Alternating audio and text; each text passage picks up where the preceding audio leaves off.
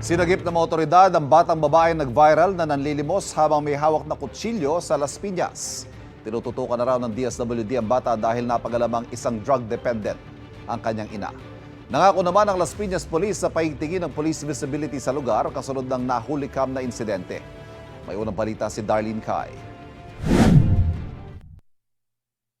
Kuha ang viral video na ito sa panulukan ng Alabang Zapote Road at Diego Serra Avenue sa Las Piñas noong July 21.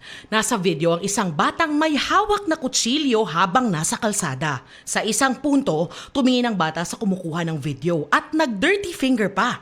Ayon sa Las Piñas Police, ikinasa ng barangay ang rescue operation para masagip ang bata. Rescue ito ng barangay. So ngayon, nasa pangalagaan sila ng City Social Welfare and Development. Sa ngayon, kailangan na raw munang sumailalim sa full evaluation ng social worker ng LGU yung batang may hawak ng kutsilyo. Pagkatapos, ito turn over siya sa shelter ng DSWD. Ang pamahalaan muna raw ang mangangalaga sa kanya.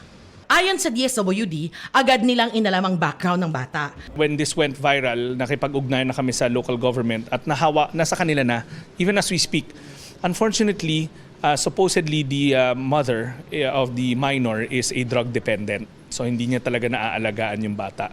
Dagdag ni DSWD Secretary Rex Gatchalian, tutulungan nilang mabigyan ng pangunahing pangangailangan ng bata. Sa ngayong punto na to, walang kapasidad yung magulang, yung natitirang magulang na palakihin yung bata. So the state has to come in. We will make sure na ma-rehabilitate, maiayos bago natin siya ibalik sa komunidad nila. Pero nakalatag na yung plano para sa kanya. Nangako naman ng Las Piñas Police na paiigtingin ang police visibility sa lugar. Mas mahigpit din nilang ipatutupad ang curfew. Ito ang unang balita. Darlene Kai para sa GMA Integrated News.